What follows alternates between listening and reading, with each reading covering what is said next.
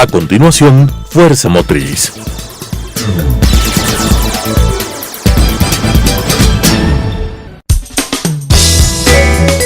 Clasificación A. Apto para todo público.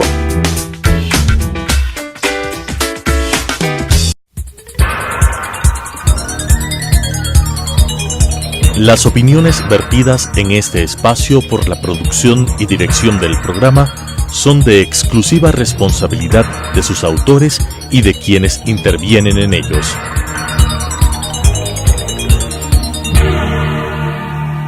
Telesucesos Canal 29 UHF presenta Fuerza Motriz, con temas de interés del sector automotor, estadísticas e industria automotriz, entrevistas a empresarios, curiosidades y consejos, con la conducción de Pablo Ordóñez y con el respaldo de AEADE, Asociación de Empresas Automotrices del Ecuador.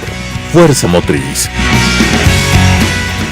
Hola, bienvenidos a su programa Fuerza Motriz, este programa que entrega semana a semana temas relativos a la movilidad, el ambiente, la circulación vehicular, el desarrollo urbano y siempre en una coproducción entre AEADE, la Asociación de Empresas Automotrices del Ecuador, y Canal 29 UHF. Este esfuerzo pensando en quiénes, en la comunidad, pensando en estas sinergias, pensando en los aspectos técnicos relativos a la movilidad y el medio ambiente. En esta ocasión vamos a hablar de un tema que siempre será un tema vigente, un tema que no deja de ser una preocupación de todos ustedes, los ciudadanos, lo relativo al control de emisiones contaminantes. Para este efecto hemos invitado a Fabián Espinosa, él es actualmente director ejecutivo del Centro de Transferencia Tecnológica de la Capacitación e Investigación en Control de Emisiones Vehiculares, CCI-CEB, esos son sus siglas. Él en su trayectoria fue consultor en temas de energía y movilidad, se ha desempeñado como asesor de los Ministerios de Productividad, de Ambiente, de Industria y Energía, colaboró en el Ministerio de Industrias para el desarrollo del programa de renovación vehicular, tuvo una maestría en gerencia empresarial, es ingeniero mecánico en la Escuela Politécnica Nacional, en una escuela de mucha reputación en nuestro país, por supuesto, y en el Ministerio de Ambiente lideró aspectos sobre la Ley de Fomento Ambiental y optimización de los ingresos del Estado y proyectos sobre producción y consumo sustentable e implementación del Código de la Producción. Es decir, es una persona que tiene una trayectoria muy amplia en muchos aspectos, pero sobre todo en el tema de transferencia tecnológica y en el asunto relativo al control de emisiones. ¿Qué es el Centro de Transferencia Tecnológica para la Capacitación e Investigación del Control de Emisiones Vehiculares? ¿Cómo nació y cuál es su misión? Bienvenido. Gracias, Pablo. Bueno, primero es un nombre difícil de pronunciar, la conocemos simplemente como CICEF, pero es un centro, es un laboratorio de la Escuela Politécnica Nacional que está realmente al servicio de la comunidad. Somos un laboratorio sin fines de lucro, somos autofinanciados y nuestra labor principal es desarrollar investigaciones que a la larga han permitido tener reglamentos técnicos en el país. Te cuento, Pablo, que nosotros fuimos desde el año 2012 la institución que empezó a trabajar sobre temas de contaminación vehicular y lo que son las emisiones. A partir del año 2007, como parte de un proceso de la Escuela Politécnica Nacional, firmamos un convenio con el Ministerio de Industrias, con la Cámara de Fabricantes de Carrocerías y sobre todo con el municipio de Quito para normar y reglamentar lo que son las carrocerías. Es decir, antes una carrocería se hacía en cualquier metalmecánica sin la respectiva técnica, y lo que se hizo fue certificar carrocerías, generar normas, y esas normas se convirtieron en reglamentos técnicos para los cuales, junto con lo que es seguridad vehicular, la 034, nosotros somos un laboratorio acreditado a nivel internacional. Eso nos permite también, tanto a los carroceros, darle la oportunidad de exportar carrocerías, sí, nosotros también ser en la balanza comercial, ser exportadores de carrocerías, pues nuestro documento que acredita su calidad ya puede ser utilizado en el exterior. Eso por un lado. Por otro lado, también desarrollamos todo lo que son los centros de revisión técnica vehicular. Realmente en la Escuela Politécnica Nacional, en el laboratorio del CICEF, se creó toda la normativa, procedimientos que ya fueron aplicados por los municipios del país, en este caso el municipio de Quito, y actualmente estamos asesorando a algunos municipios del país en la implementación de los centros de revisión técnica vehicular, y con AME estamos desarrollando un proyecto para capacitar a los técnicos de tal manera que todos hablemos el mismo idioma cuando se habla de emisiones vehiculares. ¿Cuáles? Usted ha mencionado algunos proyectos, alguno, 2 o 3 que han sido emblemáticos con los cuales ustedes se sientan como centro orgullosos de lo que han hecho hasta ahora. Bueno, el centro, como parte de la Escuela Politécnica Nacional, es un centro que ha desarrollado algunos proyectos importantísimos. Te voy a comentar uno que me parece a mí genial, es el retrofit. Es un proyecto retrofit en el que lo que hicimos fue demostrar a través de investigaciones en campo con nuestros equipos que sirven para montar sobre los buses, cómo el hecho de hacer un perfecto mantenimiento de las unidades, un mantenimiento como debe ser hecho, en el tiempo que debe ser hecho, que es un mantenimiento que los dueños de los vehículos lo tienen que hacer normalmente porque es su herramienta de trabajo, no es por una obligación dar mantenimiento a un equipo, sino es parte de su proceso. Eso permitió definir que bajaban las emisiones vehiculares hasta un 30% con el solo hecho de dar un correcto mantenimiento. Ese es uno de los proyectos que yo he tratado de comentar en algunas situaciones, algunos ministerios, para que la investigación que se solicita a las universidades, en este caso a CICEP, vaya encaminado en procesos que puedan ser implementados de manera inmediata. El mantenimiento es una manera inmediata de intervenir en las unidades. Y luego se puede hablar ya de los sistemas post-combustión, que también hemos hecho investigaciones. Otro proceso que investigamos como Escuela Politécnica Nacional es de incorporación de la gasolina Ecopaís, tanto en Quito, tanto en Guayaquil como en Cuenca. Nosotros hicimos los análisis y nuestros análisis permitieron determinar cuál es el porcentaje de Ecopaís que debe estar incorporado en nuestra gasolina en la que se vende en nuestro país. Parte de esos proyectos, del otro proyecto importante también que ha participado de la Escuela Politécnica Nacional a través del CICEP, es en la creación del laboratorio de emisiones vehiculares, un laboratorio que lo inauguramos hace un par de semanas con la presencia del presidente de la EADE, el presidente de algunas organizaciones, la ministra de Industrias, y este laboratorio es una inversión del Estado de $9 millones que permitirá, claro, es el único laboratorio a nivel de 2.800 metros que existe a nivel mundial, ¿sí? Es el primer laboratorio que le va a dar a usted las emisiones vehiculares, las reales, no solo las exactas, sino las reales a 2.800. Hay que recordar que en el mundo existimos 200 millones de personas que vivimos sobre los 2.500 metros y eso significa que hay 200 millones de oportunidades, o tal vez un poco menos, de vender vehículos y por lo tanto las marcas que pertenecen a la EADE por si acaso, han estado ya en conversaciones con nosotros para traer sus vehículos y probarlas aquí a 2.800 metros, es decir, un laboratorio natural de esas características. No es igual para la ciudadanía, no es igual hacer una prueba de emisiones a 2.800 metros sobre el nivel del mar que cuando se hace una prueba en el nivel del mar. Así es, la cantidad de oxígeno que tenemos, la disminución de oxígeno hace que los vehículos sufran de problemas en potencia, pero sobre todo incrementen las emisiones porque hay menos oxígeno para mezclar con el combustible. Ustedes van a notar que cuando van a la costa dicen mi vehículo tiene toda la potencia, claro, porque tiene todo el oxígeno. Pero ese tipo de estudios se han hecho normalmente a nivel del mar, pero ahora tenemos la oportunidad de hacerlos a 2.800 metros y esa es una de las invitaciones que hemos estado haciendo tanto a las marcas como a las instituciones del Estado para que más allá de tener laboratorios, es decir, tener las herramientas, también inviertan en lo que hacemos nosotros. Yo hacía recuento de la cantidad de importación de combustibles que hacemos, debe estar en los $3.000 millones, unos subsidios por $2.000 millones, de importación de vehículos $1.000 millones, pero yo me hago la pregunta, ¿cuánto se da para la investigación de la contaminación que generan estos combustibles? No creo que llegue a los $200.000 al año cuando estamos importando o estamos invirtiendo cerca de $5.000 millones en fuentes o productos que generan una contaminación ambiental.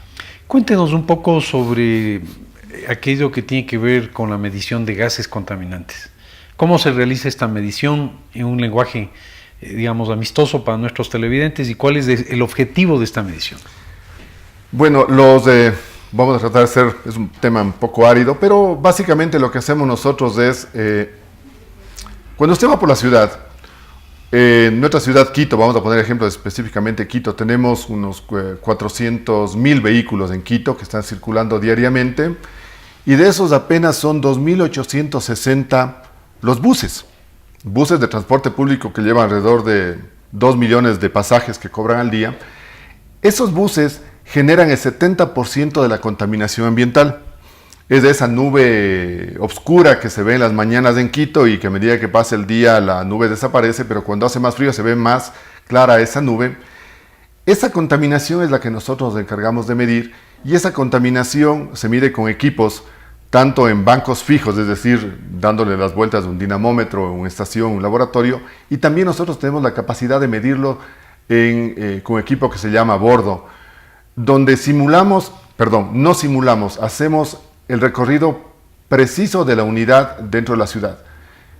Cuando medimos eso, no solamente medimos lo que emite el bus, sino también podemos dar datos sobre el tipo de tráfico que hay en la ciudad, la temperatura a la que circula el bus, y la gente va a entenderme cuando sube un vehículo a Toctiuco, por ejemplo, y echa una humareda impresionante al mediodía, porque tiene que poner toda la potencia con menos oxígeno y encima con el aire caliente. Entonces eso hace que disminuya la capacidad de combustión del vehículo.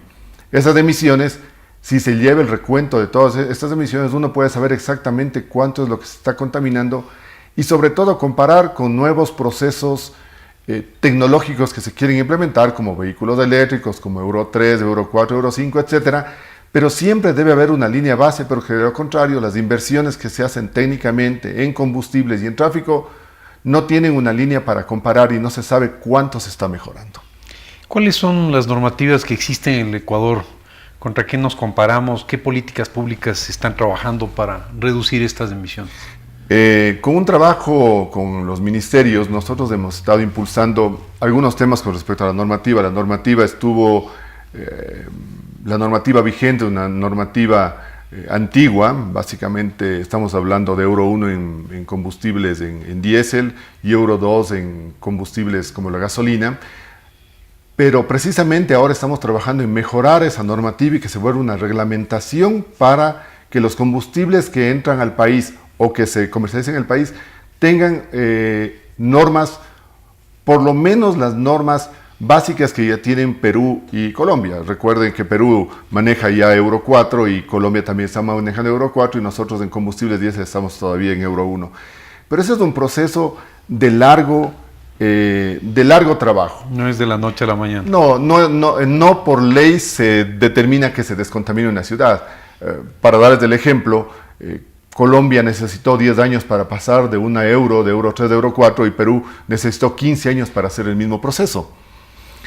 Nosotros lo que estamos buscando a través de estas regulaciones es primero tener la línea base, es decir, las investigaciones que le permitan a los actores públicos dar una política real de lo que sucede en el país. Le voy a hacer un símil. Nosotros podemos dar vitaminas a todo el mundo, pero sabemos si la vitamina que estamos dando es necesaria o no, o a lo mejor estamos dando una vitamina que no corresponde darle, porque en esa zona existe suficiente cantidad de frutas, porque vamos a gastar ingentes cantidades de dinero en vitaminas. Lo mismo pasa con los vehículos. Si nosotros estamos exigiendo normas de Euro 4, Euro 5, y los vehículos que tenemos en el país son norma Euro 2, Euro 3, debemos de hacer que paralelamente la técnica, es decir, el tipo de vehículos y la normativa, junto con los combustibles, vayan de la mano para que las inversiones realmente sean efectivas y no solamente que se quiera descontaminar por decreto. Es decir, aquí hay una combinación entre la calidad del combustible, que bueno, en este programa hemos tenido diversos invitados, unos hablan de Euro 3, hablan algunos de Euro 4, sin embargo usted ha sido reiterativo en mencionar que más bien estamos en el diésel nivel Euro 1 y en el combustible en gasolina común en Euro 2, con suerte hablaríamos de Euro 3. No, Pablo, a lo que me refería, y disculpa, a lo mejor me expresé mal, la normativa te dice eso, pero los combustibles, de los datos que hemos tenido nosotros como laboratorio, han mejorado los combustibles, y los combustibles se encuentran en mejores condiciones inclusive que la normativa. ¿Esta mejora es desde hace cuánto tiempo? Esa mejora es en el último año, se ha mejorado ya los combustibles, sí. Pero la normativa sigue siendo una normativa laxa, por lo tanto, la normativa tiene que transformarse en un reglamento para que los entes que entregan los combustibles tengan ya los límites precisos con un pequeño esfuerzo, como lo ha dicho el ministro de Hidrocarburos, el ministro Pérez ya lo dijo y está en el comercio, donde habló ya de que están en la capacidad de mejorar los combustibles y bajar hasta 50 parts por millón. Básicamente eso sería llegar a un Euro 4, pero tenemos un parque automotor que todavía tiene tecnología Euro 1. Entonces ponerle combustible Euro 4 a tecnología Euro 1, por supuesto que puede disminuir las condiciones ambientales, pero hay otras formas de disminuir eso mientras se cambia el parque automotor a un parque automotor que realmente requiera. Además, quisiera que quede también claro que pasar a los diferentes euros no solo implica el vehículo y no solamente implica el combustible, también tenemos que hablar de los lubricantes que debe llevar eso. Que normalmente no se habla de los Normalmente el lubricante no se le lubricantes, considera... filtros también, porque lubricantes, no cambio los filtros. Claro, porque usted puede deteriorar el motor más rápido si no tiene un lubricante como el que debe tener. Lubricantes reciclados, que pasa con mucha frecuencia en nuestro país, ¿no? Pero hay algo que también debe quedar claro, es que no solo depende de la técnica, es decir, la tecnología del vehículo, de la calidad del combustible, sino también de la geometría de las ciudades. Y cuando hablo de la geometría de las ciudades, estamos hablando de los sistemas de transporte dentro de las ciudades, porque usted realmente va a hacer poco por la contaminación ambiental si tiene un lindo vehículo, un lindo combustible, pero se pasa horas de horas en el tráfico porque no circula. Entonces, y ese arranque permanente contamina mucho más. Entonces está quemando combustible, un combustible que no va a circular porque las condiciones de la ciudad no dan. Entonces hay que juntar las tres partes, y nosotros como laboratorio de CICEP estamos en la capacidad de hacer todos esos análisis, ¿sí? ¿Para quién? Para los que generan política pública, y en este caso, conjuntamente con EADE, para que no sea percepción, sino sea datos certeros de que un cambio en una tecnología, cuánto mejoraría, cuánto hay que invertir en esa mejora y cuáles son los resultados finales, considerando que aquí en el país todavía tenemos cerca de 4 millones de vehículos, ¿sí? Y de esos 400,000 en la ciudad de Quito. Ciertos municipios, y no es solo en el Ecuador, es un tema de moda el incorporar nuevas tecnologías, vehículos eléctricos, en fin, es decir, se están haciendo propuestas. En Cuenca hemos escuchado algunas iniciativas, sin duda alguna algunas ciudades de Colombia, donde se plantean propuestas de prácticamente cero emisiones con última tecnología. Sin embargo, el momento que investigamos un poquito, no mucho, nos damos cuenta que más bien son enunciados que generan mucha propaganda para ese municipio, que generan, digamos, una proyección de la persona que lo está proponiendo. ¿Es esta una realidad? Técnicamente, ¿qué deberían ser estos municipios? Se está hablando, por ejemplo, de vehículos de transporte público eléctrico en la ciudad de Quito, pero estamos midiendo el costo de esos vehículos versus la combustión de combustibles fósiles. La meta del laboratorio, y para qué fue creado un laboratorio, es justamente para poder hacer unas pruebas reales de todas estas nuevas iniciativas tecnológicas que se están generando en diferentes ciudades del país. Y ahí es donde viene la importancia del apoyo a la investigación. El apoyo a la investigación no tiene que ser un apoyo romántico a la investigación, sino un apoyo efectivo, y en el caso de la contaminación y de las nuevas tecnologías de movilidad, sí, tiene que ser primero lo más amplio posible. Es decir, si tenemos laboratorios que pueden hacerlo, nosotros de la final somos parte de la Escuela Politécnica Nacional, con toda una generación y con toda una cantidad de académicos que conocen perfectamente todas las tecnologías que está manejando. Empezando por allí, luego yendo efectivamente al tema de las nuevas modas, digámoslo así, que si bien pueden tener unos efectos positivos importantísimos, uno no puede negar que tener cero emisiones es importante, pero también ese tipo de unidades deben tener ciertos reglamentos de eficiencia energética mínimos. Es decir, a esta altura, en el año 2018, no podemos estar hablando de vehículos o de buses de transporte público eléctrico con baterías de plomo ácido. Eso sería hablar de que, no sé, pasemos la gasolina a combustibles a diésel de 5,000 parts por millón de azufre, cuando ya la norma te dice 50 parts por millón. Entonces yo creo que ese tipo de temas, más el peso de las unidades, más el sitio donde circulan, más las capacidades de carga que tengan las ciudades, y sobre todo conocer que el transporte público en nuestro país es un transporte privado. Finalmente sí, Así decimos es transporte inversión público, privada. pero son inversiones privadas, sí. Y ustedes saben que los vehículos La tienen gran un tiempo mayoría. de vida útil de 22 años, lo que quiera que sea, pero esa unidad que dejó de ser rentable en Quito va a pasar a otras ciudades y esa es la historia del transporte que también tiene que estar incorporado dentro de la ecuación eficiencia del transporte público en el país a través de la intervención de nuevas tecnologías. De hecho, que sería plausible tener vehículos eléctricos en la ciudad de Quito, pero Ciudad de Quito tiene la capacidad. El usuario tiene la capacidad para pagar ese tipo de transporte, los municipios tienen la capacidad de generar dinero para seguir manteniendo ese tipo de transportes. Yo creo que son preguntas importantes que hay que hacerse y no solamente pensar en la moda de que el vehículo eléctrico no contamina. Nosotros lo que hacemos aquí como Escuela Politécnica Nacional a través de Laboratorios CICEB es invitar a esas instituciones que toman ese tipo de decisiones a que nos permitan hacer la investigación necesaria y suficiente para que la toma sea con data real y con nuestras realidades, ¿sí? ¿Por qué? Porque es lo que hacen. Toman el dato del vehículo eléctrico, del vehículo de super tecnología a nivel del mar en el lago Seco, California. No tiene nada que ver con nuestra realidad.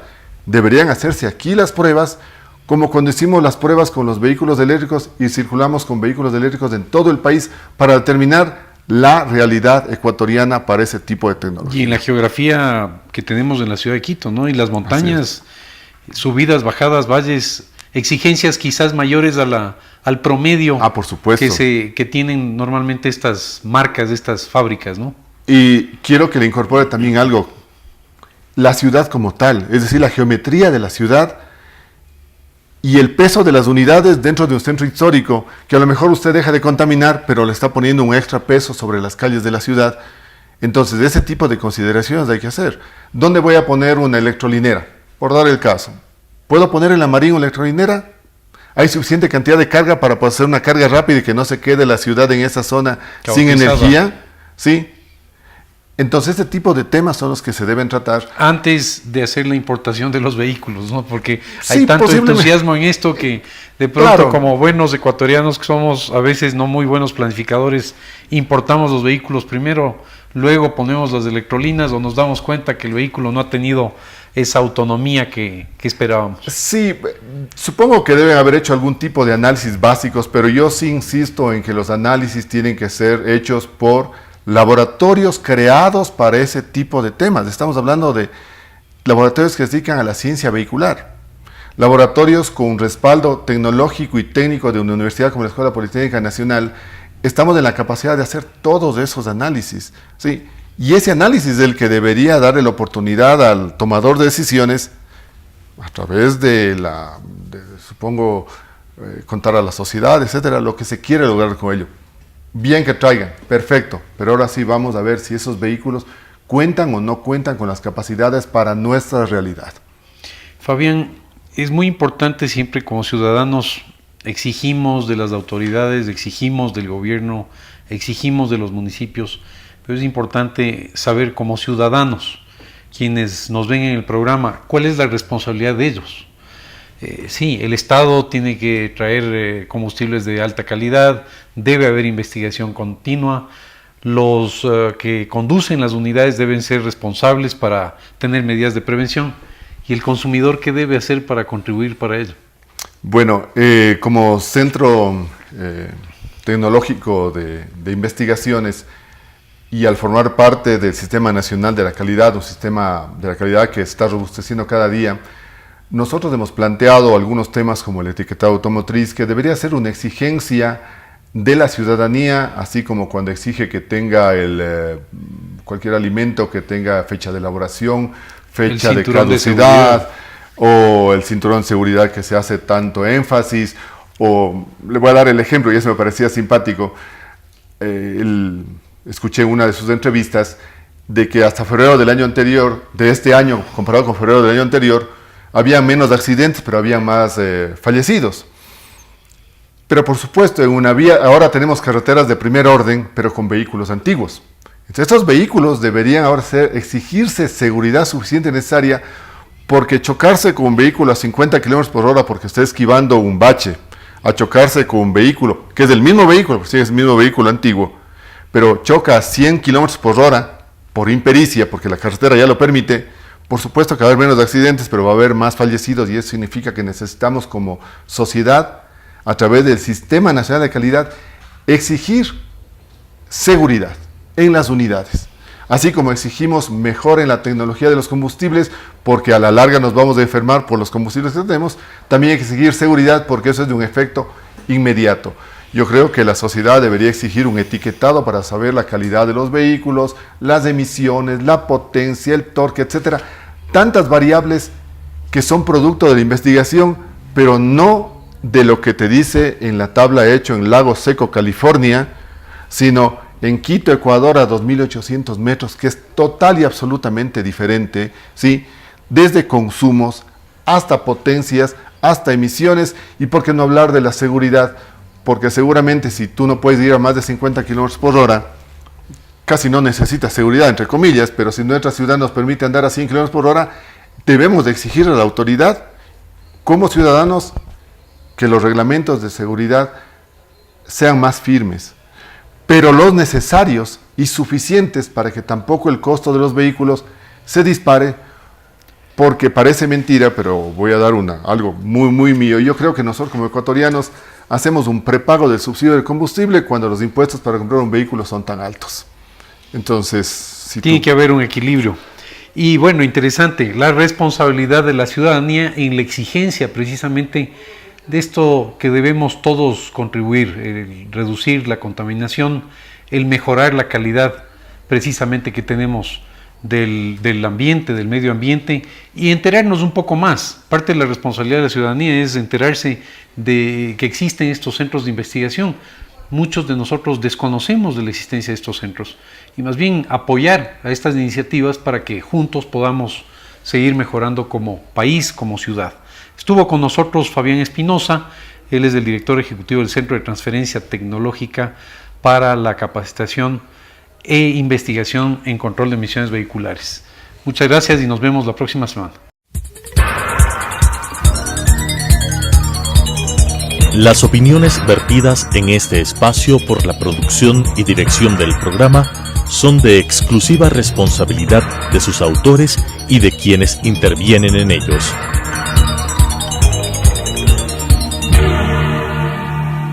Telesucesos Canal 29 UHF presentó Fuerza Motriz, con temas de interés del sector automotor, estadísticas e industria automotriz, entrevistas a empresarios, curiosidades y consejos, con la conducción de Pablo Ordóñez y con el respaldo de AEADE, Asociación de Empresas Automotrices del Ecuador.